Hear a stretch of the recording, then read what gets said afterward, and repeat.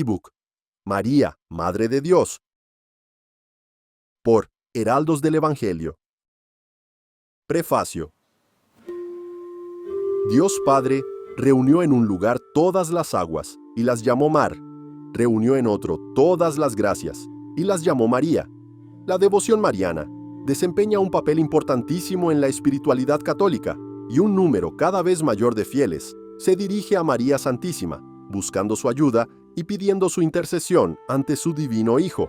Podríamos hacer miles de preguntas sobre María y nunca agotaríamos el tema, tal es su grandeza. Teniendo esto en cuenta, hemos decidido preparar este compendio para usted. Hemos seleccionado 120 preguntas y hemos intentado responderlas, con el objetivo de resolver las principales dudas, rellenar algunas lagunas y alabar a aquella que fue elegida desde toda la eternidad para ser la Madre de Dios.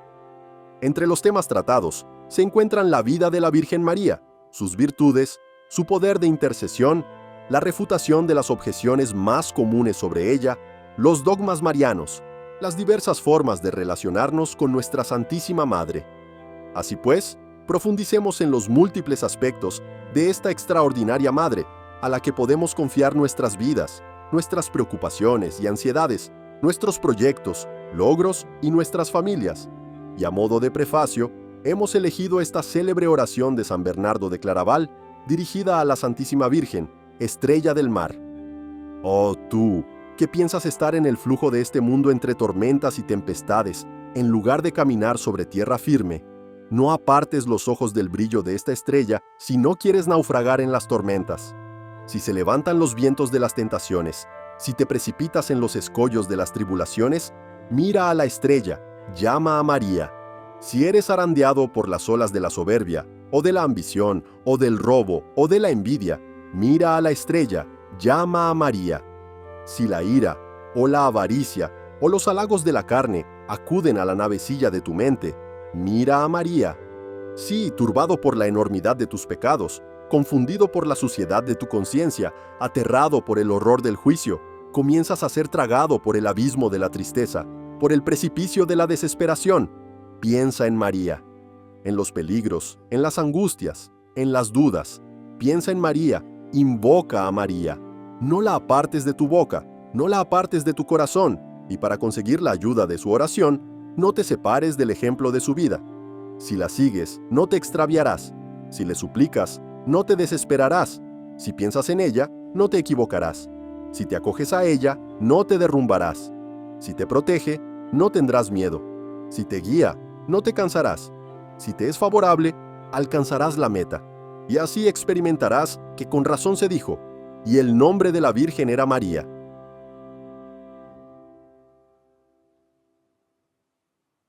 Capítulo 1. Vida de la Santísima Virgen. Infancia y juventud. ¿Quién es la Santísima Virgen? La Santísima Virgen María es la Madre de Jesucristo, el Hijo de Dios que se hizo hombre para salvarnos del pecado y abrirnos las puertas del cielo. Fue elegida por Dios, no porque lo necesitase, sino porque así lo quiso. ¿Cómo se llamaban los padres de la Santísima Virgen? Su padre se llamaba Joaquín y su madre Ana. Ambos descendían de la tribu de Judá y de la familia real de David. Aunque eran poco favorecidos de la fortuna, en cambio, poseían los tesoros de las más excelentes virtudes. Celebramos su fiesta el 26 de julio. ¿Dónde y qué día nació la Santísima Virgen? Según una antigua tradición de la Iglesia, tanto en Oriente como en Occidente, se cree que María Santísima nació en Jerusalén el 8 de septiembre. Es en este mismo día cuando la Santa Iglesia celebra la fiesta de este gran acontecimiento, que comenzó a celebrarse en Jerusalén en el siglo V y luego se extendió por todo el mundo. ¿Cómo fue su nacimiento? San Máximo el Confesor, del siglo VI, nos cuenta que los padres de la Santísima Virgen eran estériles y ambos rezaron fervientemente para ser bendecidos con la gracia de tener un hijo. Solo cuando ya eran muy ancianos, sus plegarias fueron escuchadas y supieron por un mensaje celestial que darían a luz a una niña, que sería la mensajera de la alegría y traería la salvación al mundo. 9 meses después, tuvo lugar uno de los acontecimientos más importantes de la historia de la humanidad. Vino al mundo la que se convertiría en la mismísima Madre de Dios. ¿Qué se sabe de su infancia y juventud? Cuando cumplió 3 años, la Virgen fue presentada en el templo para cumplir la promesa hecha por sus padres antes de su nacimiento. Este acontecimiento también la llenó de alegría, porque sabía que sería consagrada enteramente al servicio de Dios. María permaneció en el templo unos 12 años, llevando una vida de recogimiento, oración, obediencia y caridad, y dedicándose al estudio de la Sagrada Escritura. Fue en el templo donde la Virgen hizo voto de virginidad. El nacimiento de Jesucristo. ¿En qué consistió el desposorio de la Santísima Virgen con San José? Cuando María alcanzó la edad núbil, todos los solteros de la casa de David fueron convocados al templo para decidir quién sería su esposo. Conociendo las altas virtudes de Nuestra Señora, el sumo sacerdote discernió que era Dios mismo quien elegiría al hombre adecuado mediante una señal, por lo que ordenó a todos los pretendientes que pusieran sus bastones sobre el altar mientras él rezaba al Altísimo. En ese momento, 3 lirios brotaron del bastón de San José, confirmando así a quien Dios había elegido para ser el esposo virginal de la Virgen de las Vírgenes. ¿Era conveniente y necesario el matrimonio de María? Entre otras razones, alegan los teólogos que este matrimonio era necesario, en primer lugar, para poner a salvo el honor de María y de su divino Hijo, y en segundo lugar, para que María tuviese un auxiliar con quien compartir los cuidados y cargas de la familia, un compañero y protector en las pruebas y dificultades por las que tendría que pasar. También convenía que María, que es el modelo de todas las mujeres, honrase las condiciones de hija, esposa, madre y viuda. ¿Qué se entiende por anunciación de la Santísima Virgen? Aquella gloriosa embajada que de parte de la Santísima Trinidad trajo a María el arcángel San Gabriel, pidiéndole su consentimiento a ser Madre de Dios, obtenido el cual, la persona del Verbo se encarnó en el seno de aquella purísima Virgen. Esta fiesta se celebra desde la más remota antigüedad, y según algunos autores, María celebraba todos los años el aniversario del gran día en que el Verbo, haciéndose carne, la había elevado a la dignidad inefable de Madre de Dios. San Atanasio decía, en el siglo IV, que es una de las fiestas más solemnes del Señor, y por tanto, debemos celebrarla con singular piedad. ¿Se envaneció la Santísima Virgen al saber que iba a ser Madre de Dios?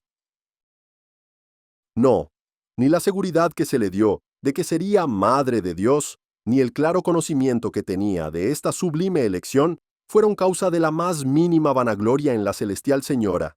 Lejos de envanecerse por su dignidad, se humillaba más a medida que Dios la ensalzaba, y su virtud se hizo más evidente, porque la humildad que practica una persona cuando se vuelve objeto de grandes honores es mucho más meritoria. Así, incluso cuando fue elegida esposa del Espíritu Santo y reina del cielo y de la tierra, no dudó en llamarse esclava, porque se consideraba la más incapaz e indigna de ser la Madre de Dios. ¿Existe todavía la casa donde se verificó el misterio de la Encarnación? Sí, está en Italia, donde se la venera bajo el nombre de la Santa Casa. A fines del siglo XIII, fue transportada por los ángeles a Occidente, y después de varios cambios de lugar, fue depositada en las playas del Adriático, en un lugar llamado Loreto. Actualmente está contenida dentro de la Basílica de Nuestra Señora de Loreto, uno de los más célebres santuarios del mundo católico. ¿Por qué Dios no se apareció directamente a la Virgen, sino que envió a un ángel para que le hablara? Dios lo quiso así por 3 razones. Primero, Dios suele manifestar su voluntad a los hombres a través de sus ángeles. Al fin y al cabo, esa es la función de estas criaturas puramente espirituales, ya que ángel en griego significa mensajero. Segundo, por una razón simbólica. Así como la primera mujer introdujo el pecado en el mundo al aceptar las palabras de un ángel de las tinieblas, fue necesario que la nueva Eva trajera la salvación obedeciendo a un ángel de la luz. Tercero, la Virgen, por ser tan pura e inmaculada, solo podía tener como enviado de Dios a un ser de perfecta pureza, un ángel. ¿Por qué fue elegido el ángel Gabriel para la anunciación? Para responder a esta pregunta, podemos dar dos razones. Gabriel significa fuerza de Dios o varón de Dios, hombre de Dios. Por tanto, era oportuno que el llamado hombre de Dios y fuerza de Dios fuera enviado para anunciar el misterio de la encarnación de Dios hecho hombre. En el Antiguo Testamento, Gabriel fue enviado para revelar el tiempo de la encarnación, que ocurriría según determinado número de semanas. A él le correspondía anunciar este acontecimiento cuando realmente sucediera. ¿Por qué acudió la Virgen a casa de Santa Isabel? Después de recibir el mensaje del ángel, María fue deprisa a casa de su prima Santa Isabel y permaneció con ella 3 meses. La caridad y la obediencia la llevaron a emprender este viaje para ayudar a su prima, ya anciana, en la preparación del nacimiento de su hijo. Pero además, conocía sin duda la gran misión de San Juan Bautista y deseaba que se purificara de la mancha del pecado para ejercer mejor su vocación. Y así fue como, al oír la voz de María, San Juan saltó de gozo en el seno de su madre, porque había sido purificado del pecado original. ¿Dónde vivió la Sagrada Familia en Egipto? Según la tradición, después de un viaje de 140 leguas, unos 675 kilómetros, la Sagrada Familia llegó a Heliópolis, ciudad natal de Moisés, pero enseguida se dirigió a la cercana y pintoresca Matarieh. Allí se refugió y respiró en paz, lejos de Herodes, que por esos días hacía ejecutar, en un paroxismo de rabia, el degüello de los inocentes. Pero la vida de la Sagrada Familia fue muy difícil allí. San José trabajaba como carpintero, e incluso la reina de los ángeles tenía que ayudarlo bordando piezas de lino y vendiéndolas después para cubrir las necesidades de la casa. Hasta la muerte del tirano Herodes, la Sagrada Familia no consiguió regresar a su patria. María durante la vida pública de Jesús. ¿Qué papel desempeñó la Virgen María durante la vida pública de Jesús? La Virgen es un verdadero modelo de humildad. Por eso procuró pasar lo más desapercibida posible durante el ministerio de su Hijo, para que él pudiera brillar con el máximo esplendor. Así, podemos aplicarle perfectamente estas palabras de San Juan Bautista: Él tiene que crecer, y yo tengo que menguar. Podemos decir que su papel principal durante este periodo fue ser un apoyo para el Salvador con sus oraciones y su presencia discreta, pero tan benéfica. Por ejemplo, Jesús quiso que su primer milagro se realizara a petición de María. También la Virgen estuvo presente en el momento más importante de la misión de Jesús, su pasión y muerte. ¿Seguía María a su divino Hijo en el recorrido de sus predicaciones? En varios lugares del Santo Evangelio, vemos que María asistía a las predicaciones de Jesús. Sin embargo, no es probable que lo siguiese a todas partes. Pero sabemos con certeza, por San Juan, que fue ella testigo de los tormentos y muerte del Salvador. ¿Sabía la Santísima Virgen el género de muerte que esperaba a su divino Hijo? San Jerónimo asegura que sí, y sabía no solo que había de morir en cruz para reparar los pecados de los hombres, sino todas las circunstancias de la pasión. Nuestra Señora conocía perfectamente las Escrituras, por lo que identificó al momento todos los pasajes proféticos que se referían a su divino Hijo y a su misión. ¿Por qué quiso Jesús que su madre presenciara su muerte? La presencia de María al pie de la cruz era necesaria por dos razones. En primer lugar, porque con su resignación ante la muerte de su Hijo, iba a cooperar a la salvación de los hombres, y también para que Jesús, en este momento supremo de su misión, la convirtiera en madre de todos los hombres. ¿Quién fue el primero al que se le apareció Jesús después de su resurrección? Varios santos opinan que la primera persona que vio a nuestro Señor después de su resurrección fue la Virgen. Aunque no hay indicaciones explícitas al respecto en los Evangelios, ¿cómo podría Jesús, el mejor de los hijos, no apresurarse a consolar a su madre con todos los sufrimientos que ella había pasado durante la pasión? Sería lo más lógico. ¿Por qué quiso Dios que María quedase en la tierra después de la ascensión de Jesucristo? San Agustín asegura que fue para que la Iglesia no quedara de repente huérfana, sino que la madre supliese de algún modo la ausencia del Hijo, y con su presencia mitigase en los discípulos la pena que les había causado la partida del Salvador y los preparase para la venida del Espíritu Santo. De este modo, quiso Dios que María Santísima permaneciera algún tiempo en la tierra para ser la maestra de nuestra fe y modelo de las viudas, como había sido modelo de vírgenes y madres, para que trabajase en la salvación de las almas, animase a los apóstoles y a los primeros cristianos, y fuera para todos el modelo de resignación a la voluntad de Dios. ¿A qué edad subió María Santísima al cielo? Al no haber datos bíblicos sobre este particular, existen opiniones diversas, pero según la opinión común de teólogos y exégetas y las tradiciones antiguas, murió María a los 72 años. ¿Dónde y cuándo tuvo lugar la Asunción de la Santísima Virgen? Nada se sabe con seguridad, y no hay datos que puedan indicar con certeza desde dónde partió hacia el cielo. Sin embargo, tanto Jerusalén como Éfeso se disputan el honor de ser el lugar donde tuvo lugar tal maravilla. Sobre cuándo tuvo lugar la Asunción, la tradición nos dice que la Virgen María vivió mucho tiempo sobre la tierra, después de la ascensión de su divino Hijo, unos 23 años. ¿Qué significa la predestinación de la Santísima Virgen María?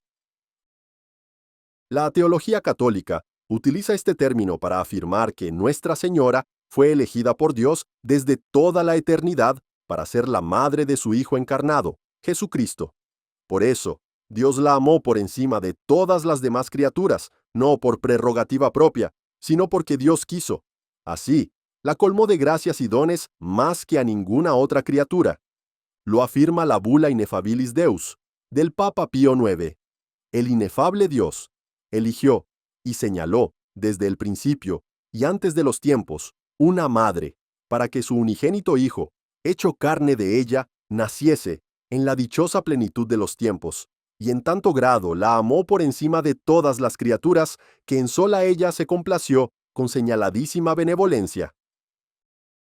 ¿Por qué veneramos a la Santísima Virgen más que a ningún otro santo? El hecho de que veneremos a Nuestra Señora más que a ningún otro santo es una consecuencia lógica de la predestinación única de la Santísima Virgen. Puesto que iba a ser la Madre de Cristo, Dios la colmó admirablemente, más que a todos los ángeles y santos, con la abundancia de todos los dones celestiales extraídos del tesoro de su divinidad. Por esta razón, la Iglesia la venera muy por encima de todos los demás ángeles y bienaventurados, concediéndole el culto de hiperdulía, del griego, hiperdulia, alta veneración. ¿Qué es un dogma? El dogma es una doctrina infalible propuesta por la Iglesia como una verdad revelada por Dios, en la que debemos creer absolutamente. Lejos de ser algo arbitrario, se basa en la revelación y en la tradición de la Iglesia. Los dogmas son luces en el camino de nuestra fe, la iluminan y la hacen segura. Por otra parte, si nuestra vida es recta, nuestra mente y nuestro corazón estarán abiertos para recibir la luz de los dogmas de la fe. ¿Cuáles son los dogmas marianos? Existen 4 dogmas proclamados por la Santa Iglesia con respecto a la Virgen María. Primero, maternidad divina, proclamado durante el Concilio de Éfeso en el año 431. Segundo, Inmaculada Concepción, pronunciado en 1854 por el Papa Pío IX. Tercero, Virginidad Perpetua de María, definido por el Concilio de Letrán en 649. Cuarto, Asunción de la Virgen María, proclamado por el Papa Pío XII en 1950. Maternidad divina. ¿Qué significa la maternidad divina? El dogma más importante de la Virgen María es su maternidad divina, porque sostiene que María Santísima es verdaderamente la Madre de Dios, término que en griego es Theotokos, la que da a luz a Dios. Llamar a María Madre de Dios es una deducción lógica, porque si Jesús es Dios y María es Madre de Jesús, entonces es Madre de Dios. Este es el privilegio supremo de Nuestra Señora, y de él se derivan todos los demás dones que recibió de su Creador. Para celebrar la victoria de la ortodoxia, mediante la proclamación del dogma de la maternidad divina en el Concilio de Éfeso, y para honrar a la Madre de Dios, el Papa Sixto III dedicó en el año 431 la Basílica Liberiana de Santa María la Mayor, construida en el Monte Esquilino por el Papa Liberio. ¿Dónde podemos encontrar pruebas de la maternidad divina en las Sagradas Escrituras? Encontramos varios pasajes en la Escritura que prueban que María es la madre de Jesús, que Jesús fue concebido por la Virgen y que nació de la Virgen. Jesús es Dios mismo, la segunda persona de la Santísima Trinidad y coidéntico con el Padre Eterno. Ahora bien, si María es verdaderamente la madre de Jesús y Jesús es verdaderamente Dios, se sigue necesariamente que María es verdaderamente la madre de Dios. Esto queda aún más claro por las palabras de San Pablo en la carta a los Gálatas. Cuando llegó la plenitud de los tiempos, envió Dios a su Hijo, nacido de mujer. Estas palabras muestran claramente que aquel que fue engendrado desde toda la eternidad por el Padre es el mismo que es engendrado en el tiempo por María. Las palabras de Santa Isabel en la Visitación prueban también que la Virgen es la Madre de Dios, pues dice que ella es la Madre de mi Señor. Para los judíos, mi Señor era sinónimo de Dios. De este modo, Santa Isabel dio testimonio de que María era la Madre de Dios. ¿Qué dice la tradición de la Iglesia sobre este dogma? La maternidad divina es una verdad de fe proclamada desde los tiempos apostólicos. El propio símbolo de los apóstoles, más conocido como credo, afirma que el Hijo de Dios, Jesucristo, nació de María. También encontramos esta verdad en las enseñanzas de muchos padres de la Iglesia, como San Jerónimo y San Atanasio. Ya en el siglo III, el término Theotokos, Madre de Dios, se utilizaba ampliamente para referirse a la Santísima Virgen. En el siglo siguiente, la maternidad divina era tan ampliamente aceptada por los fieles que el emperador Juliano el Apóstata se lamentaba de que los cristianos no se cansaran de llamar a la Virgen Madre de Dios. Fue entonces cuando la Santa Iglesia definió solemnemente el dogma de la maternidad divina, subrayando la creencia que ya era constante y generalizada entre los fieles. Pero María no es la Madre de Dios, es la Madre de Jesús. Para refutar un error tan primario, es necesario aclarar la diferencia entre naturaleza y persona. Naturaleza es la esencia de una cosa y se refiere a la pregunta, ¿qué es esta cosa?, a la que se responde, un animal, un hombre, etc. Persona, en cambio, corresponde a la pregunta, ¿quién es este?, cuya respuesta denomina al sujeto, Juan, Pablo, etc. Cuando una mujer engendra y da a luz a un hijo, es realmente la madre de esa persona. En Jesús, sin embargo, no hay una personalidad humana, sino divina. Es la segunda persona de la Santísima Trinidad, unida a la naturaleza humana en el seno de la Santísima Virgen. En resumen, María concibió realmente y dio a luz, según la carne, a la persona divina de Cristo, única persona que hay en él, y por consiguiente, es y debe ser llamada con toda propiedad Madre de Dios. Si María fuera la Madre de Dios, ¿no tendría que haber existido antes que Dios? No, porque la Iglesia no afirma que la Virgen haya dado a luz a la divinidad misma, sino al Hijo de Dios que se encarnó. La divinidad, es decir, la naturaleza divina, siempre ha existido y no tuvo principio. Sin embargo, en la plenitud de los tiempos, Dios quiso tomar carne humana y hacerse hombre sin dejar de ser Dios. Y fue precisamente a través de una madre, María Santísima, como la segunda persona de la Santísima Trinidad, vino al mundo. ¿Es correcto decir que la Santísima Virgen es madre de todos los hombres? Sí, María Santísima es nuestra verdadera madre, no exactamente carnal, sino espiritual y sobrenatural.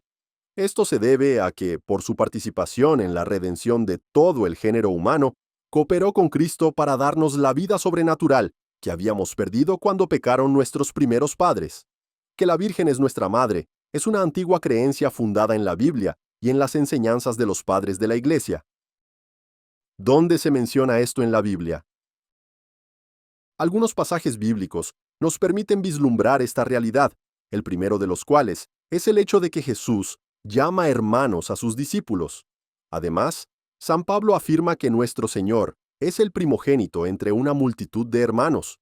Puesto que Jesús es nuestro hermano, ¿cómo negar que María es también de algún modo nuestra madre y que nosotros somos sus hijos? Además, en el momento en que estaba a punto de morir en la cruz, Jesús, viendo a su madre y a San Juan, dijo, Mujer, ahí tienes a tu hijo. Y luego dijo al discípulo amado, ahí tienes a tu madre. Con estas palabras, y en la persona de Juan, Cristo puso a todos los fieles bajo el cuidado materno de la Virgen, en el mismo momento en que todos nacimos a la vida sobrenatural de la gracia por la redención. ¿Qué dice el magisterio de la Iglesia sobre la maternidad de María en relación con los hombres? Esta doctrina fue enseñada por importantes teólogos desde los comienzos del cristianismo. Ya en el siglo III, por ejemplo, Orígenes se refería a María como nuestra madre. En el siglo siguiente, el título Nuestra Madre, al referirse a la Virgen, se hizo muy común. Como dice San Epifanio, teólogo del siglo IV, habiendo llevado en su seno al viviente, se convirtió, por eso mismo, en la madre de los vivientes. También hay innumerables santos y autores eclesiásticos que apoyan la maternidad de María sobre todos los hombres. ¿Es María la madre de la Iglesia? La Iglesia es el cuerpo místico de Cristo, porque Él es su cabeza. Ahora bien, los miembros son concebidos, junto con la cabeza, por la misma madre. Por tanto, así como María es la madre de Jesús, también es la madre de su cuerpo místico, que es la Santa Iglesia Católica. ¿Cuándo comenzó María a ser nuestra madre? San Bernardino de Siena dice que la Santísima Virgen comenzó a ser madre de los hombres en el mismo momento en que se convirtió en madre de Jesús. En efecto, con su consentimiento para convertirse en madre de Dios, María trajo la salvación a todos los hombres, por lo que puede decirse que, en ese instante, nos acogió a todos en su seno junto con el Hijo de Dios. Inmaculada Concepción. ¿Qué es el dogma de la Inmaculada Concepción? Fue el primero de los privilegios que Dios concedió a Nuestra Señora. Según la definición de la Bula Ineffabilis, Deus del Papa, Pío IX, la Inmaculada Concepción significa la completa exención del pecado original, concedida a María Santísima, por singular gracia, desde el primer instante de su existencia. ¿Cuál fue para María la consecuencia principal de tan glorioso privilegio? El no haber cometido nunca pecado alguno ni haber tenido siquiera inclinación al mal, y además de no haber cometido ninguna falta contra Dios, tampoco consintió nunca ninguna imperfección, por leve que fuera. ¿Cómo es posible que la Santísima Virgen fuera concebida sin pecado cuando llama a Dios mi Salvador? La Virgen llama a Dios mi Salvador porque, de hecho, fue salvada del pecado, a diferencia del resto de la humanidad, que por regla general solo puede ser limpiada de esta mancha por el sacramento del bautismo. María Santísima fue liberada del pecado en el momento mismo de su concepción, sin ser contaminada en ningún momento, esto en previsión de los méritos de Cristo. Sería como si alguien pagara el rescate por otro antes de haber sido arrestado. Ahora bien, todos los hombres son concebidos prisioneros a consecuencia del pecado de Adán. Sin embargo, como Dios la eligió para ser su madre, Él, valiéndose de los méritos de la redención, pagó su rescate en el mismo momento en que fue concebida, de modo que María fue concebida inmaculada, es decir, sin la mancha del pecado original. Puesto que la Biblia afirma que en Adán todos pecaron, ¿cómo podemos sostener que María fue concebida sin pecado? El pasaje bíblico completo dice, por tanto, lo mismo que por un hombre entró el pecado en el mundo, y por el pecado la muerte, y así la muerte se propagó a todos los hombres, porque todos pecaron. Para entender bien este pasaje, hay que tener en cuenta que Adán y Eva correspondían a todo el género humano de su tiempo, del que Adán era la cabeza. El pecado cometido por nuestros primeros padres era, por tanto, una desobediencia que debía atribuirse a todo el género humano y, por ende, a todos sus descendientes. Sin embargo, Dios podía hacer excepciones a esta regla para que esta culpa no fuera imputada a algún miembro de esta descendencia, por privilegio especial. Esto es precisamente lo que hizo el Señor con la que un día sería su madre.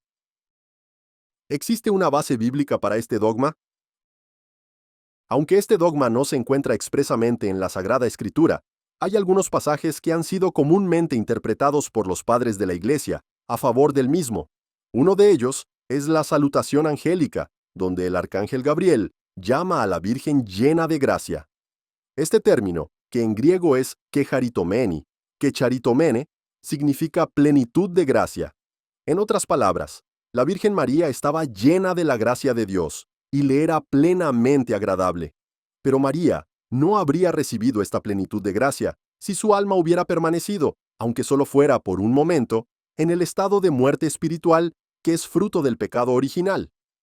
Si hubiera contraído el pecado, esta plenitud no habría sido completa, por tanto, no habría habido plenitud.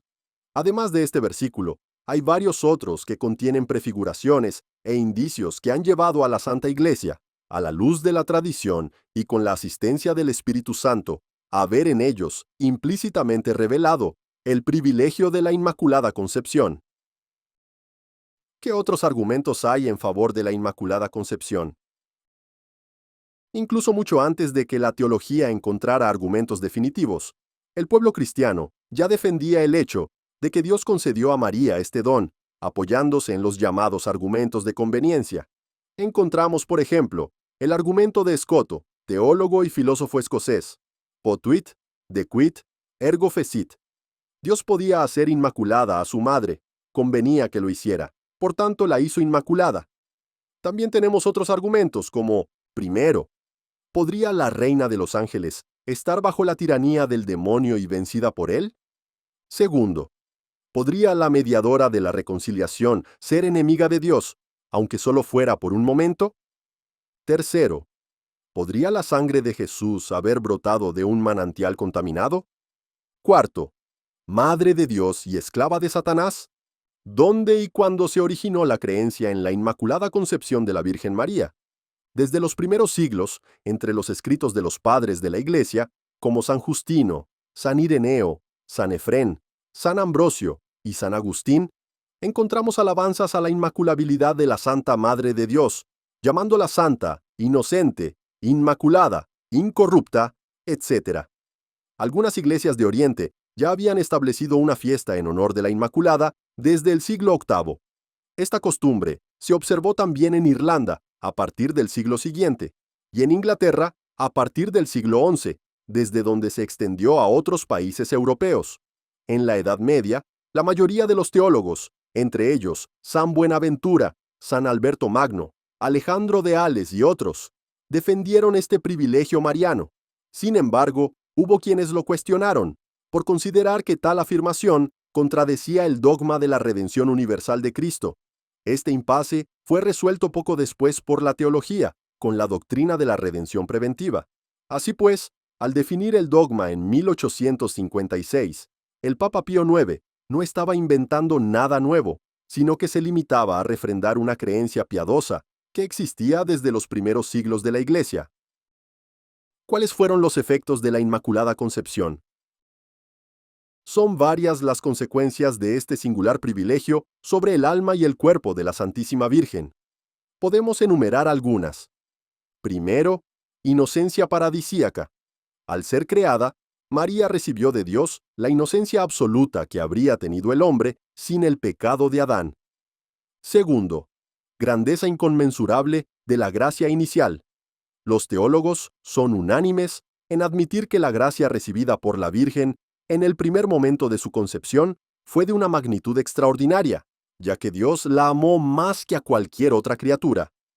Tercero, probable uso de razón desde su concepción. Muchos sostienen la tesis de que María, en el primer instante de su existencia, tuvo uso de razón y conciencia de los grandes dones que le fueron concedidos. Cuarto, inteligencia perfecta y voluntad siempre inclinada al bien. Siendo inmaculada, la voluntad de María no estaba sujeta a las debilidades y flaquezas que padece el resto de la humanidad. Además, su inteligencia gozaba también de absoluta perfección. Quinto, juicio siempre esclarecido. La Virgen nunca estuvo sujeta al error o a la ilusión.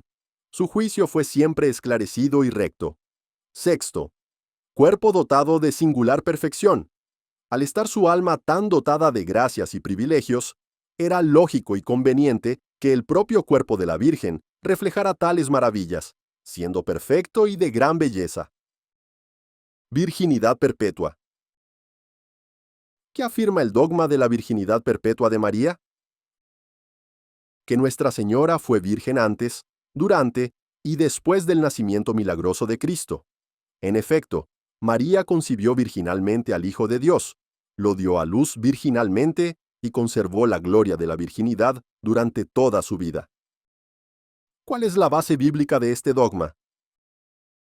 El hecho de que María Santísima fuera virgen antes del nacimiento de Cristo se encuentra en diversos pasajes de la Sagrada Escritura. La virginidad de María en el momento de la concepción de Jesús fue profetizada 8 siglos antes por el profeta Isaías. La Virgen está encinta y da a luz un hijo, y le pondrá por nombre Emmanuel. Encontramos la prueba de que esta Virgen es Nuestra Señora en el Evangelio de San Mateo. Que María conservó su virginidad para siempre se deduce del hecho de que los relatos evangélicos no hablan de ningún otro hijo que la Virgen haya tenido con San José. Además, el gran San Agustín enseñó que cuando María preguntó, ¿cómo será eso? Pues no conozco varón, estaba dando a entender que probablemente pensaba no tener nunca una relación carnal con ningún hombre, puesto que un versículo anterior mencionaba a sus esponsales con San José.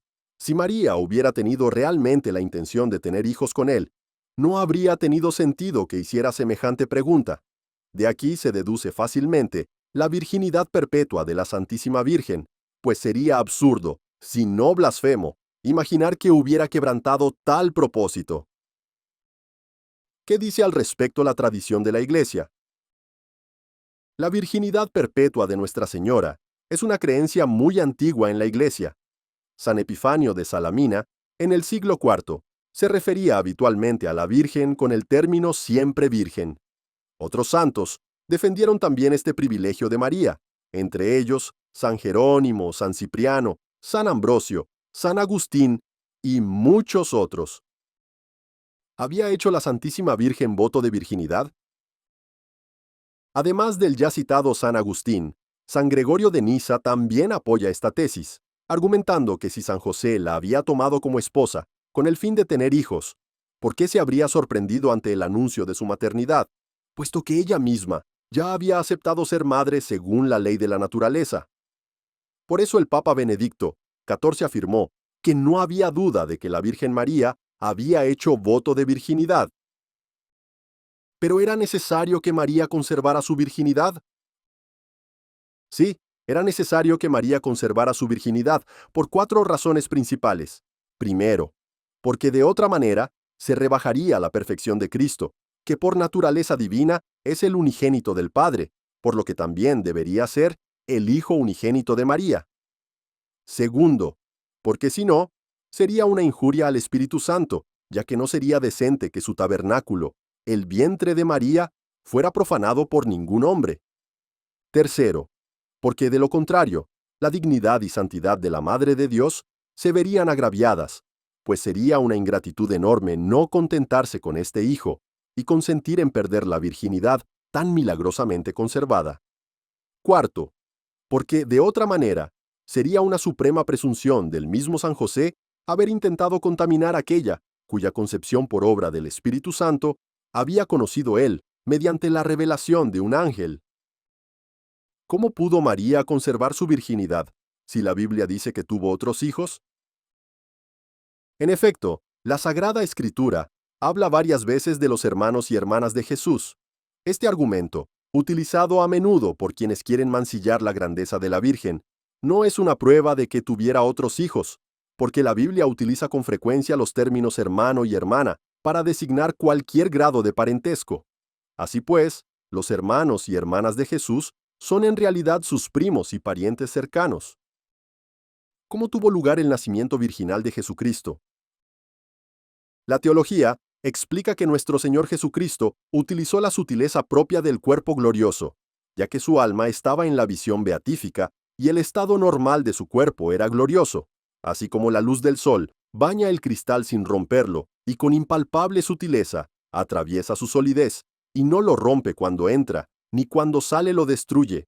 Así el Verbo de Dios, esplendor del Padre, entró en la virginal morada y de allí salió, cerrado el claustro virginal, porque la pureza de María es un espejo limpísimo, que ni se rompe por el reflejo de la luz, ni es herido por sus rayos. Asunción. ¿Cómo se define el dogma de la Asunción de la Santísima Virgen María? proclamado en 1950 por el Papa Pío XII, el dogma de la Asunción de la Virgen María afirma que la Inmaculada Madre de Dios, siempre Virgen María, cumplido el curso de su vida terrena, fue asunta en cuerpo y alma a la gloria celeste. ¿Dónde podemos encontrar una base para esto en las Sagradas Escrituras? Hay muchos que toman el pasaje del capítulo 12 del Apocalipsis, que trata de la mujer vestida del sol, con la luna bajo sus pies, como una visión de la Virgen asunta al cielo. Esta interpretación tiene su validez, pero no es en absoluto decisiva.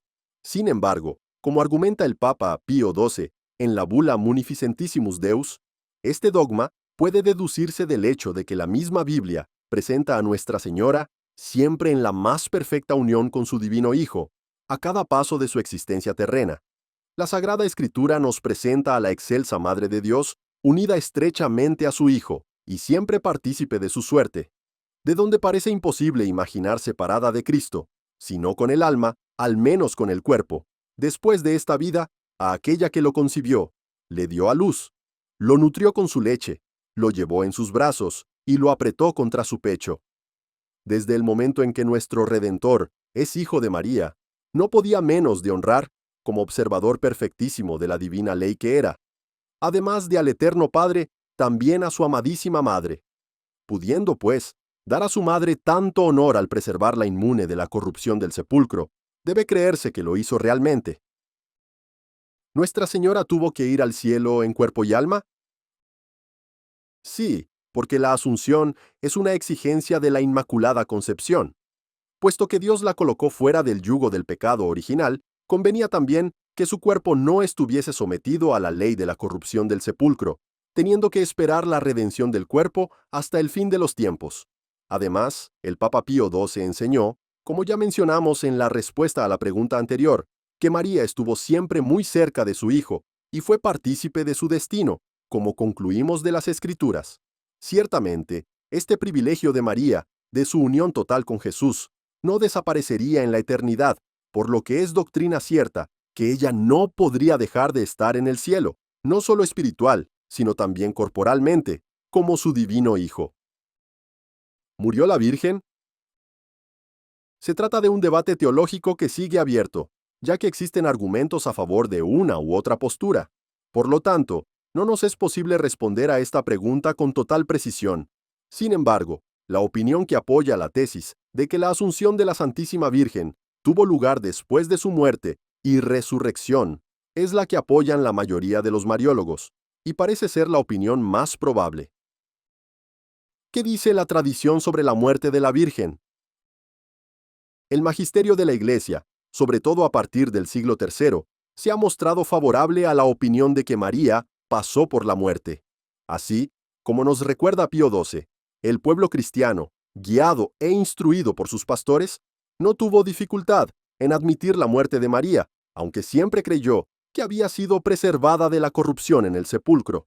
Se trata, pues, de un sentimiento que la Iglesia entera, jerarquía y laicos, han albergado a este respecto, por lo que se considera un argumento de gran valor. ¿Cuál es la razón teológica de la muerte de la Virgen María? Dios quiso que María muriese para que fuese más semejante a su divino Hijo Jesús, que por amor nuestro padeció muerte de cruz. Además, para que fuese evidente que su carne, como la que dio al Redentor, era pasible y mortal. Y finalmente, para que nosotros aprendiéramos de ella el arte tan importante de bien morir. Si la Santísima Virgen murió, ¿cuál fue la causa de su muerte? En una de sus obras, San Francisco de Sales proclama que Nuestra Señora murió de la misma muerte que su divino Hijo. ¿De qué murió su Hijo? Murió por amor a nuestras almas. Entonces, si el Hijo murió de amor, no hay duda de que la Santísima Madre murió de la misma manera. Murió de amor. Era tal su amor a Dios, que su alma voló hacia Él, y así dejó esta vida. ¿Cuánto tiempo permaneció María en el sepulcro? No se sabe con certeza cuánto tiempo permaneció la Virgen en el sepulcro, porque carecemos de cualquier argumento histórico o teológico. Sin embargo, es muy probable que fuera por muy poco tiempo.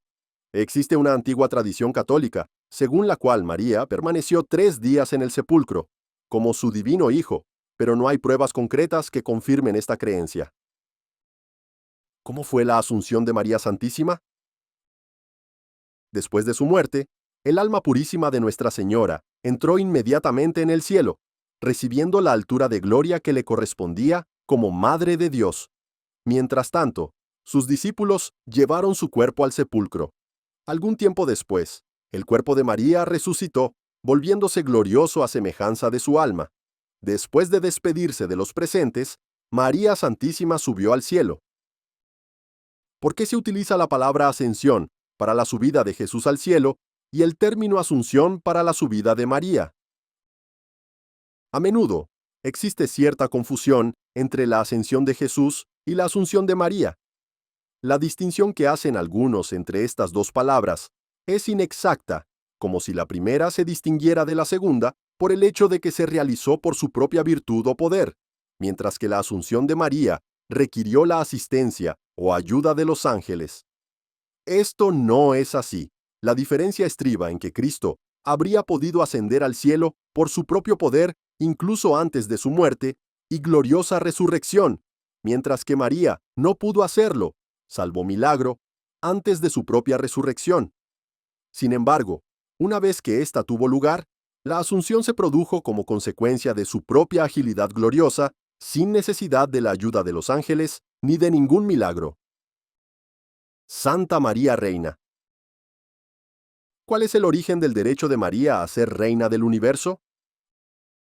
En primer lugar, María debe ser considerada reina por derecho, porque es la madre del Rey, que es Jesús, y en segundo lugar, porque conquistó este reinado con Cristo, participando con Él en su dolorosa pasión. Como Nuestra Señora es corredentora, obtuvo también el derecho a ser reina. Para que quede más claro, a causa del pecado original, Jesús fue apartado por el género humano del trono, que naturalmente le correspondía, y recuperó ese trono mediante su pasión y gloriosa resurrección.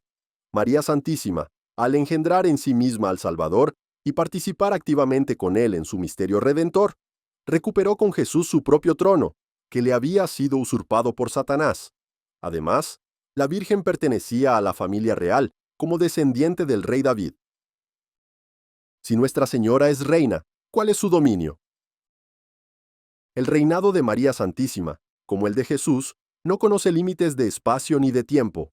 Este dominio se extiende a todos, a todo y por siempre. Reina sobre la tierra, el cielo, el purgatorio e incluso el infierno. Por tanto, no hay punto del universo sobre el que la Santísima Virgen no extienda su poder.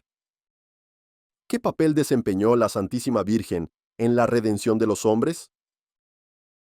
La Virgen cooperó íntimamente con su divino Hijo en la redención de los hombres, porque fue por ella como vino Jesús a nosotros, y porque sufrió junto con Él en su terrible pasión. Por eso, la Santa Iglesia la llama corredentora del género humano. Corredentora del género humano. ¿Qué significa el título de corredentora? Este título de la Santísima Virgen nos recuerda que ella cooperó real e inmediatamente con Jesús, el divino Redentor, en la gran obra de la redención de la humanidad, reparando con Él los pecados de los hombres ante la justicia divina y mereciendo con Él todas las gracias de la redención. Llamar a María corredentora, ¿no sería decir que Jesús necesitó ayuda para realizar la redención? En absoluto, puesto que Dios es omnipotente. Sin embargo, para la realización de su plan, quiso necesitar de María para, a través de ella, asumir nuestra pobre naturaleza y redimirnos, pidiéndole su consentimiento y uniéndola íntimamente a los principales misterios de nuestra redención. ¿En qué parte de la Biblia se dice que María es corredentora? Dice la Sagrada Escritura: «Pongo hostilidad entre ti y la mujer, entre tu descendencia y su descendencia. Esta te aplastará la cabeza cuando tú la hieras en el talón». De este modo, María se asocia a Cristo en las enemistades y combates que librará contra el demonio, así como en su triunfo sobre el enemigo infernal. Ahora bien, este triunfo no es otra cosa que la redención del género humano, o dicho de otro modo, liberar al hombre del pecado por el que se ha convertido en esclavo del demonio y devolverlo a su estado original de amistad con Dios. Por tanto, este pasaje puede interpretarse a favor de la corredención de María Santísima. Otro momento que se asocia al papel de corredentora de la Madre de Dios se encuentra en la Pasión de Jesús, cuando María aparece de pie, junto a la cruz, uniéndose íntimamente al sacrificio de su divino Hijo, ofreciéndolo al Padre por nuestra redención, como fruto de su vientre. Y luego, justo antes de consumar su augusto sacrificio, Jesús respondió a María entregándole solemnemente a Juan como hijo suyo, con la intención de demostrar que el papel de María como corredentora reforzaba su título de Madre de toda la humanidad, que ya había recibido al acoger en su purísimo seno a nuestro Salvador. ¿Qué dicen los papas sobre este título de la Virgen? Para los devotos de la Virgen, la enseñanza de los papas tiene un valor inmenso y son unánimes en defender con amor fervoroso este título extraordinario. Mencionaremos solo algunos. Beato Pío IX.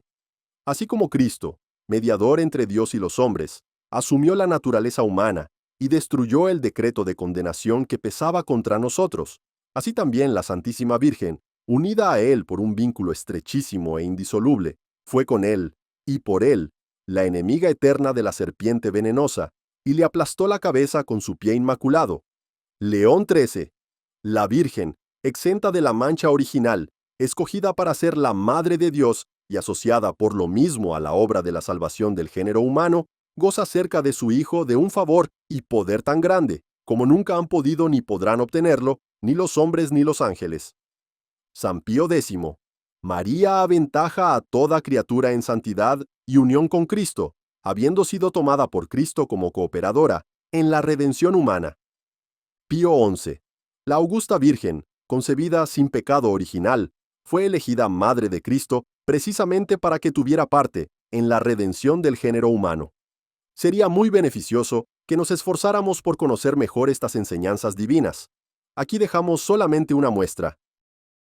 ¿Existe una base teológica para afirmar que María es corredentora? Sí, hay teólogos antiquísimos, como San Justino, que dicen que al igual que la desobediencia inicial fue llevada a cabo por un hombre y una mujer, Adán y Eva, el remedio para este pecado debe venir de un hombre, Jesucristo el nuevo Adán, y de una mujer, María Santísima, la nueva Eva. Y San Irineo dice que la muerte entró en el género humano a través de una virgen, por lo que también fue salvado por otra virgen. Esta opinión la comparten también Tertuliano, San Agustín, San Bernardo y muchos otros santos teólogos de todos los tiempos. Medianera y dispensadora de todas las gracias. ¿Qué significa decir que María es la medianera y dispensadora de todas las gracias? Estos títulos de María son consecuencia directa del cumplimiento de su misión como madre de todo el género humano y como corredentora. Puesto que María se convirtió en nuestra madre por su maternidad divina, y puesto que participó en todos los misterios de nuestra redención de un modo completamente único, obtuvo el privilegio de administrar todos los beneficios obtenidos por Jesús en su augusto sacrificio. Por eso, junto con Jesús, como corredentora, se convirtió en medianera y en su maternidad hacia nosotros, dispensadora de todas las gracias. La doctrina de la mediación universal de María no choca con la mediación única de Cristo, enseñada por San Pablo en su epístola a Timoteo. De hecho, el apóstol afirma que, pues Dios es uno, y único también el mediador entre Dios y los hombres, el hombre Cristo Jesús, que se entregó en rescate por todos. Para responder adecuadamente a esta pregunta, en primer lugar, hay que señalar que la frase completa es la siguiente: pues Dios es uno, y único también el mediador entre Dios y los hombres, el hombre Cristo Jesús, que se entregó en rescate por todos. Así pues, San Pablo quiere decir que Jesús es nuestro único mediador porque solo Él se entregó a sí mismo como nuestro rescate. Es, por tanto, nuestro único mediador de la redención. Sin embargo, esto no impide que haya otros mediadores desde la perspectiva de la intercesión, es decir, de las oraciones que se elevan a Dios en beneficio de los demás. Así se expresa incluso en la misma epístola. Ruego, pues, lo primero de todo, que se hagan súplicas, oraciones, peticiones, acciones de gracias, por toda la humanidad. Ahora bien, en este pasaje, antes de proclamar la única mediación de Cristo como Redentor, ¿qué hace San Pablo sino exhortar a sus discípulos a ser mediadores, desde el punto de vista de la intercesión, puesto que María es la medianera de todas las gracias, todas las oraciones dirigidas a Cristo le llegan por intercesión de su Santísima Madre, cuya mediación está evidentemente subordinada a la suya, ya que depende de modo absoluto de los méritos obtenidos por Él en su sacrificio redentor. ¿Pero acaso este título no es una invención reciente? La mediación de la Virgen se afirmaba de forma general e implícita desde los primeros siglos, pues ya en el siglo II se la llama la Nueva Eva, la Madre de los Vivientes, que nos engendró a la vida sobrenatural unida a los méritos del sacrificio de la cruz. A partir del siglo IV, y sobre todo en el siglo V, hay referencias directas a María como mediadora entre Dios y los hombres. Por ejemplo, San Efrén, San Agustín, San Beda el Venerable, San Andrés de Creta, San Juan Damasceno, por citar solo algunos de los grandes nombres de los primeros siglos. A lo largo de los años, diversos santos y teólogos han apoyado esta doctrina. Capítulo 3. Apologética. ¿Es cierto que los católicos adoran a la Virgen? No, porque la Iglesia nos enseña que el culto de adoración, latría, se debe solo a Dios. Como la Virgen es una simple criatura, es infinitamente inferior a Dios. Sin embargo, porque Dios vio su humildad, la elevó por encima de todas las demás criaturas, y por eso siempre será llamada bienaventurada. Por tanto, a nosotros nos corresponde darle todo el honor y la veneración, culto de hiperdulía, que merece, no por méritos propios, sino por voluntad de Dios, que la elevó a una altísima dignidad al hacerla madre de su divino Hijo. Si María tenía una dignidad tan alta, ¿por qué Jesús la llamó mujer? Para nosotros, el hecho de que Jesús llamara mujer a su propia madre podría sonar un poco tosco, como si quisiera establecer cierta distancia con ella. Pero no era así para los hebreos de la época de Cristo. El título mujer, dicho por un pariente, significaba mi señora, mi querida. Algunos de estos significados pueden verse en otros libros de la Biblia, como en el de los Reyes, cuando David se refiere a Abigail, o en el de Samuel, cuando el cronista relata el embarazo de la madre del profeta, e incluso en el de Esther, cuando Mardoqueo, su tío, viene a visitarla después de haber sido elegida reina. Por eso, cuando Jesús la llama mujer, es una forma eficaz de ilustrar la soberanía de la Virgen y de aportar un significado aún más profundo, como el de que ella es la mujer de la profecía, que aplasta al diablo. Pongo hostilidad entre ti y la mujer, entre tu descendencia y su descendencia, ésta te aplastará la cabeza cuando tú la hieras en el talón, y también la mujer del Apocalipsis. Un gran signo apareció en el cielo, una mujer vestida del sol, y la luna bajo sus pies, y una corona de 12 estrellas sobre su cabeza. ¿Es lícito rezar a la Virgen y a los santos? ¿No es antibíblico? En la Sagrada Escritura hay varios pasajes que expresan la capacidad de intercesión de los siervos de Dios, como vemos en dos poderosos ejemplos del Antiguo Testamento. Primero, entonces el pueblo acudió a Moisés, diciendo: Hemos pecado hablando contra el Señor y contra ti. Reza al Señor para que aparte de nosotros las serpientes. Moisés rezó al Señor por el pueblo. Segundo, dirigíos a mi siervo Job, y él intercederá por vosotros. Yo haré caso a Job, y no os trataré como merece vuestra temeridad. Por tanto, rezar a la Virgen y a los santos es bíblico, totalmente lícito y recomendable. ¿En qué parte de la Biblia se dice que María intercede por nosotros? La principal base bíblica, siempre utilizada por la Iglesia, para mostrarnos el papel de la intercesión de la Virgen en favor de los hombres, se encuentra en el episodio de las bodas de Caná. Interceder significa pedir en favor de otro, y esto es precisamente lo que hizo la Virgen cuando se dio cuenta de que se había acabado el vino. Para satisfacer su petición, Jesús realizó su primer milagro. Ahora bien, si mientras estuvo en la tierra, se mostró tan preocupada por satisfacer las necesidades de los demás, incluso cuando no se lo pedían directamente, ¿cuánto más seguirá desempeñando este papel en el cielo, intercediendo en favor de todos sus hijos? ¿Por qué la Biblia habla tan poco de la Virgen? Como nos dice San Luis Grignion de Montfort, fue a petición de María Santísima, por lo que los evangelistas escribieron tan poco sobre su persona, porque ella, en su extrema humildad, quería que su divino Hijo fuera lo más exaltado posible, mientras ella permanecía discreta y oculta. Dios no solo escribe con palabras, sino sobre todo con signos y figuras. Por eso podemos decir con San Buenaventura que todos los pasajes bíblicos hacen referencia a la Virgen. Encontramos personajes que simbolizaban a la Santísima Virgen, como Eva, Rebeca, Ruth, Judith y Esther. También hay otros símbolos de la Virgen, como el Arca de la Alianza, la nube de Elías y la zarza ardiente. ¿Cuál es el alcance de la misión de María?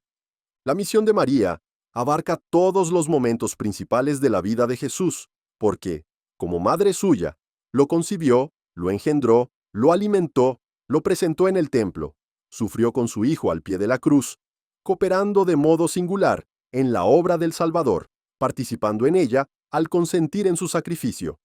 Todo ello sin quitar ni añadir nada a la dignidad de Cristo, único mediador. ¿Por qué se dice que María es la nueva Eva del nuevo Adán?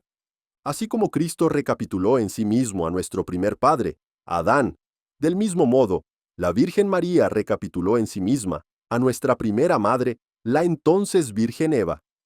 Jesús, al morir en la cruz, redimió el pecado de Adán, y la Virgen, por su íntima participación en el sacrificio de Jesús, reparó el pecado de Eva. Así como Jesucristo reparó la desobediencia de Adán, haciéndose obediente hasta la muerte, así María reparó la desobediencia de Eva, que dio el fruto a Adán. María, en efecto, ofreció a Dios el fruto bendito de su vientre, consintiendo y participando enteramente en sus dolores más terribles.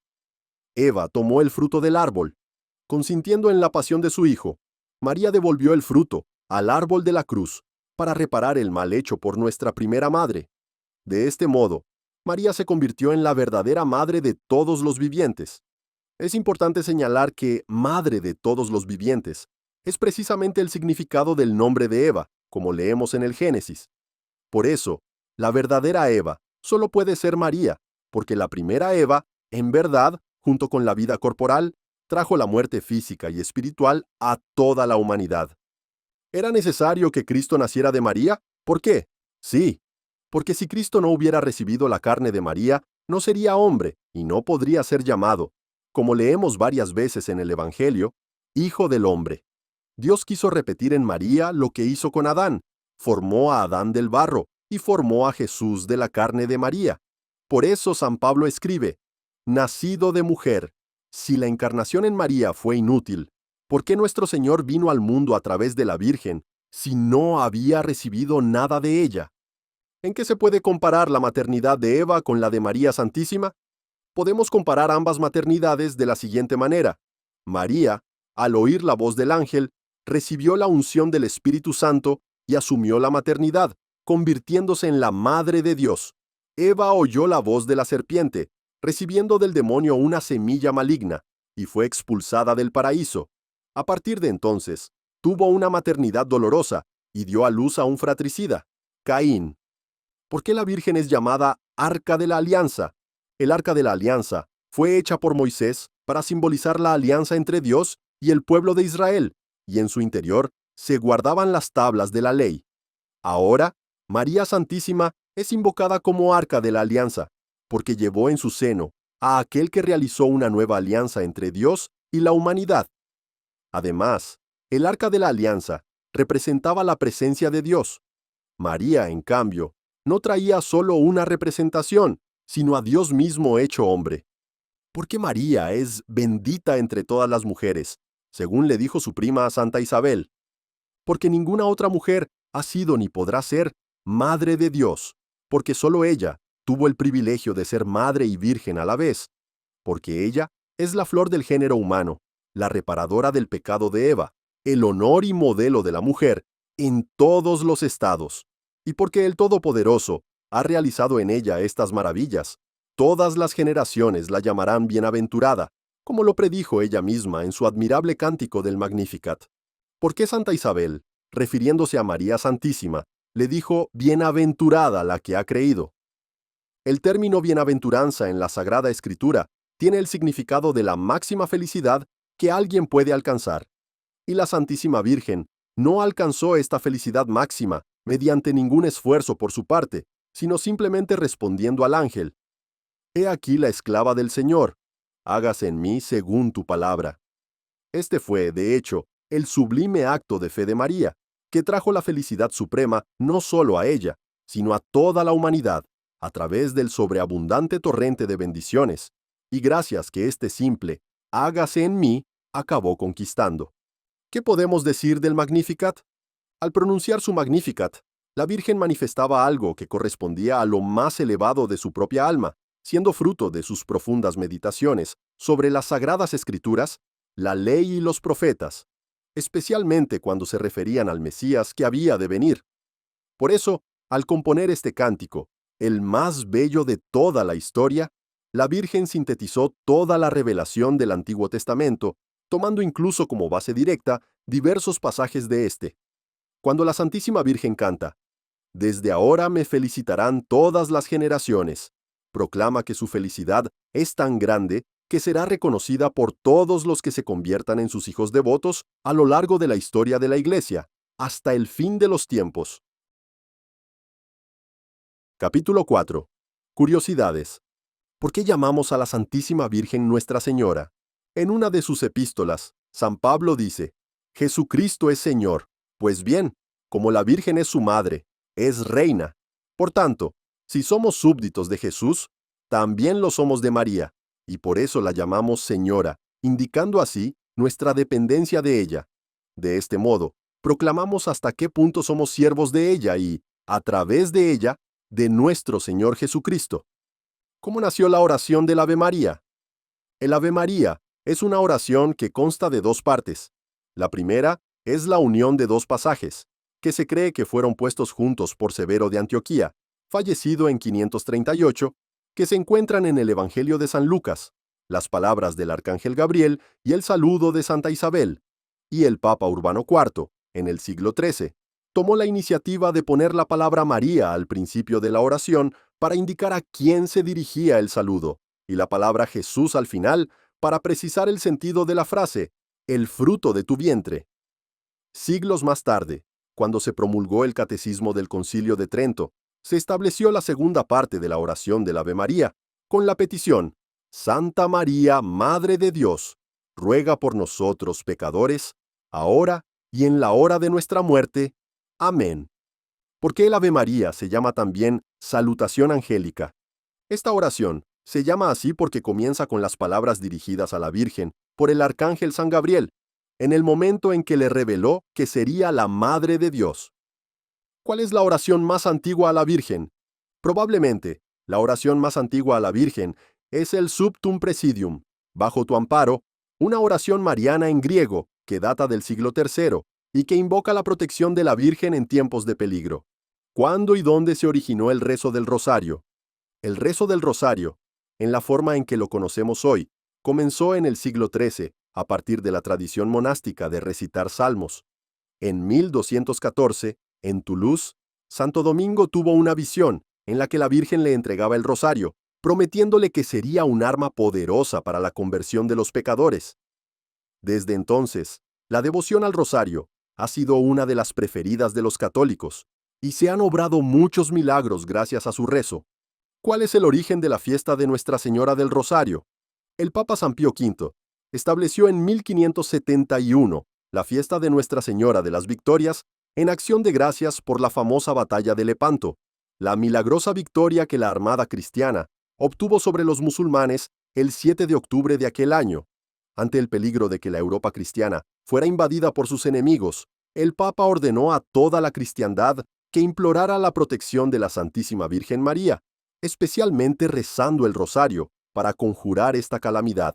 A pesar de la superioridad numérica de los enemigos, una aparición de Nuestra Señora durante la batalla, con aire amenazador, infundió temor en las huestes de los infieles y dio la victoria a los católicos, gracias al rosario. Por esta razón, el Papa ordenó que la fiesta de Nuestra Señora de las Victorias se celebrara cada año el día de aquella batalla. 2 años más tarde, el Papa Gregorio XIII cambió este título por el de Nuestra Señora del Rosario. ¿Qué es el escapulario de la Virgen del Carmen? La Santísima Virgen se apareció a San Simón Stock el 16 de julio de 1251, llevando el escapulario en sus manos. Ella, Prometió que sería un símbolo de su predilección para todos los que lo llevaran, un signo de salvación, protección y amparo en el peligro, y un pacto de paz para siempre. Además, Nuestra Señora dijo que los que murieran con el escapulario no sufrirán el fuego del infierno. ¿Por qué existen diferentes nombres de la Virgen? La Virgen es conocida con diversos nombres, según las apariciones o las características específicas que se le atribuyen en las distintas culturas y tradiciones católicas. Cada nombre subraya un aspecto particular de su intercesión y de su papel en la fe católica. ¿Cuántas veces aparece la Santísima Virgen María en la Sagrada Escritura? María Santísima aparece varias veces en los relatos evangélicos. San Lucas la menciona con más frecuencia que los demás evangelistas, identificándola por su nombre 12 veces. San Mateo menciona su nombre 5 veces. San Marcos 2 veces en su evangelio. El evangelio de San Juan se refiere a ella 2 veces y la describe como la madre de Jesús, pero no la menciona por su nombre. La primera vez se la ve en las bodas de Caná de Galilea, hecho narrado solo por este evangelista. La segunda referencia, también recogida exclusivamente en este evangelio, describe a la madre de Jesús junto a la cruz de su Hijo con el discípulo amado. En el libro de los Hechos de los Apóstoles, encontramos la mención a María en compañía de los 11 apóstoles, reunidos en el cenáculo después de la ascensión. ¿Cuáles son las 7 palabras de la Virgen que se encuentran en la Biblia? La Biblia recoge 7 intervenciones de la Virgen durante la vida de Jesús, llamadas 7 palabras, a semejanza de las 7 palabras de Jesús en la cruz. Al ángel primero. ¿Cómo será eso? Pues no conozco varón. Segundo. He aquí la esclava del Señor, hágase en mí según tu palabra. A Isabel. Tercero. María se levantó y se puso en camino de prisa hacia la montaña, a una ciudad de Judá. Entró en casa de Zacarías y saludó a Isabel. A Dios cuarto. Proclama mi alma la grandeza del Señor. Quinto. Hijo, ¿por qué nos has tratado así? Tu padre y yo te buscábamos angustiados. Sexto. En las bodas de Caná no tienen vino. A los hombres, séptimo. Haced lo que Él os diga. ¿Qué es el reino de María? Jesucristo vino al mundo por medio de la Santísima Virgen, y por medio de ella debe también reinar en el mundo, dejó escrito San Luis María Grignon de Montfort, y para preparar su regreso, será establecido en la tierra el reino de María.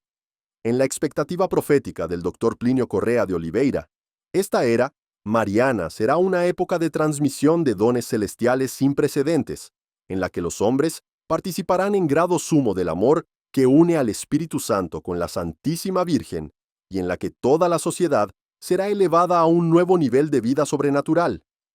Será el reinado de la clemencia, de la piedad y de la dulzura de la Virgen María, la era histórica en la que su espíritu estará presente en cada criatura, y su amor cubrirá toda la tierra como una niebla ligera y discreta. ¿En qué consiste la devoción a los primeros sábados, pedida por la Santísima Virgen en Fátima? La devoción al corazón inmaculado de María es una práctica religiosa de reparación. Significa que el corazón inmaculado de la Madre es ofendido, herido, sufre y necesita reparación. La Virgen en Fátima pidió que los fieles, durante 5 primeros sábados de cada mes, se confesaran, rezaran el rosario, meditaran durante 15 minutos los misterios del rosario y comulgaran con la intención de hacer esta reparación. El número de primeros sábados es 5, porque hay 5 clases de ofensas y blasfemias contra el Inmaculado Corazón de María. Primero, blasfemias contra la Inmaculada Concepción. Segundo, contra su virginidad. Tercero, contra su maternidad divina, rehusando al mismo tiempo reconocerla como madre de los hombres.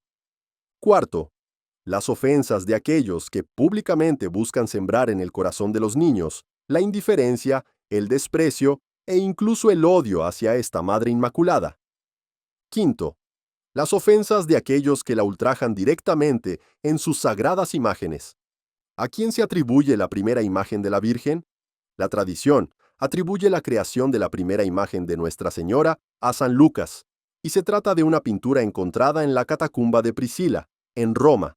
También se atribuye a este santo la creación de la imagen de la Salus Populi Romani, pintada sobre un trozo de madera de la mesa utilizada en la última cena de Jesús con los apóstoles. Esta imagen se venera en la Basílica de Santa María la Mayor.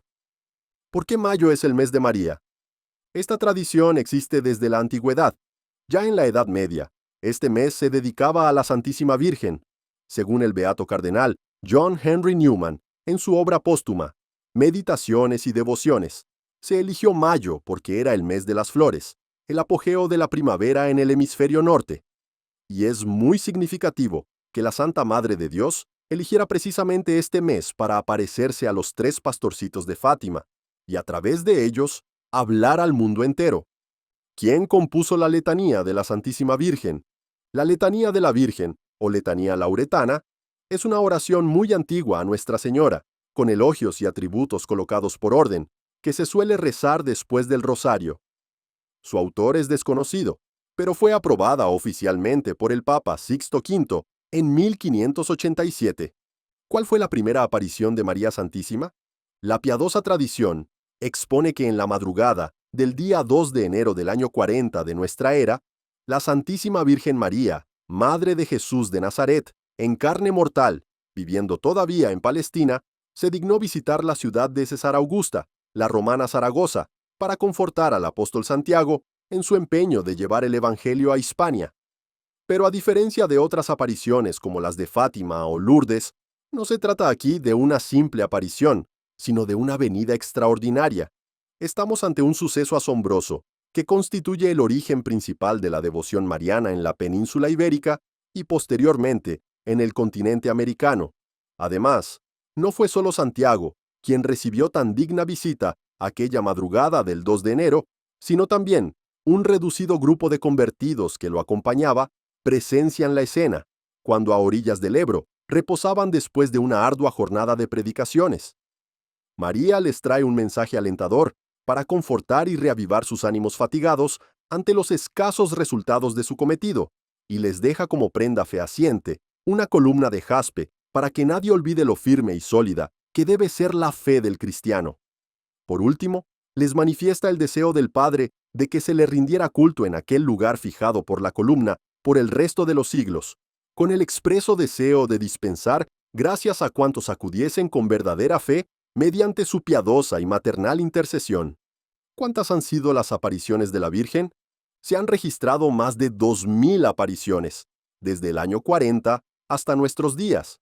Sin embargo, la Iglesia es muy prudente y exige investigaciones exhaustivas antes de aprobar un fenómeno extraordinario para no caer en falsos misticismos.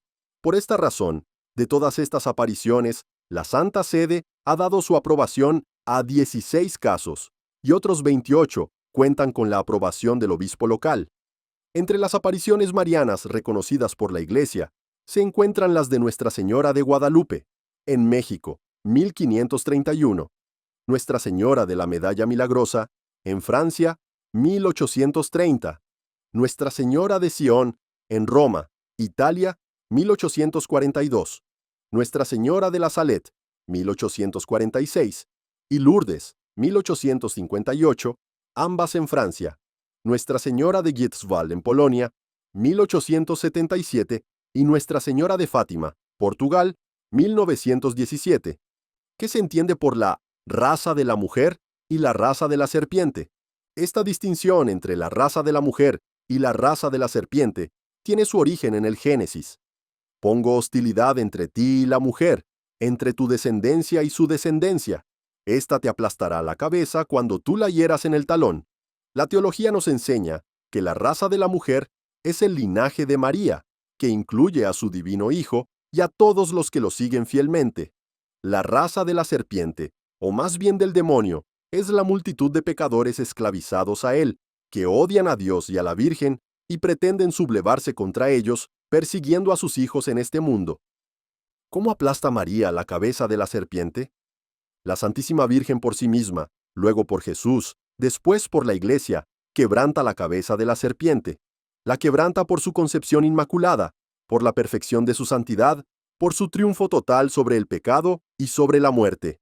La quebranta por Jesucristo, que es el vencedor todopoderoso de Satanás, del pecado y del mundo. La quebranta por la Iglesia, es decir, por todos los miembros fieles de Jesús, que no quieren tener nada común con el demonio. ¿Por qué se representa muchas veces a la Santísima Virgen con la luna debajo de sus pies?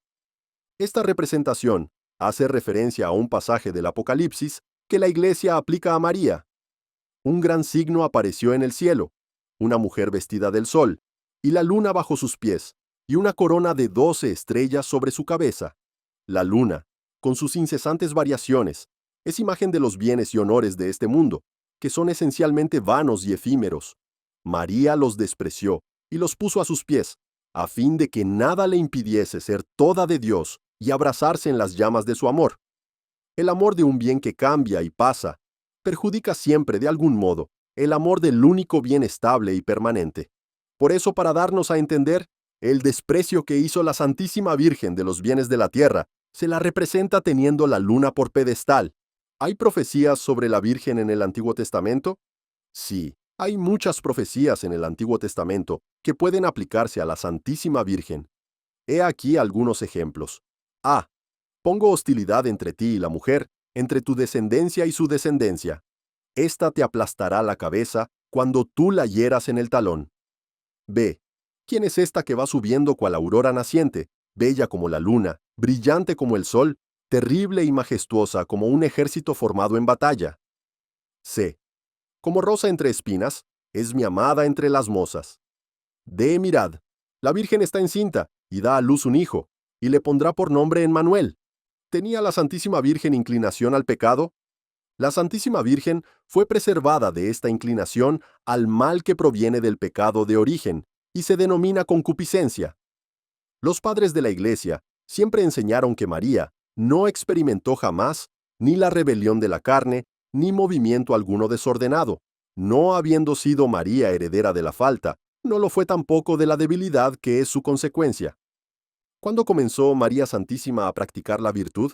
Según reputados teólogos, María Santísima obtuvo el pleno uso de la razón desde el primer momento de su inmaculada concepción. Así, desde que empezó a existir, ya comenzó a practicar actos de virtud, amando y adorando a Dios, que le había concedido los más magníficos privilegios de forma totalmente gratuita. ¿De dónde procede el nombre de María? El nombre de María, como el de Jesús, fue traído del cielo. Así lo afirma San Jerónimo, diciendo que Dios ordenó expresamente a San Joaquín y a Santa Ana que dieran este nombre a su Santísima Hija. Esta es también la opinión de San Epifanio, de San Antonino, de San Pedro Damián y de otros autores. ¿Qué significa el nombre de María?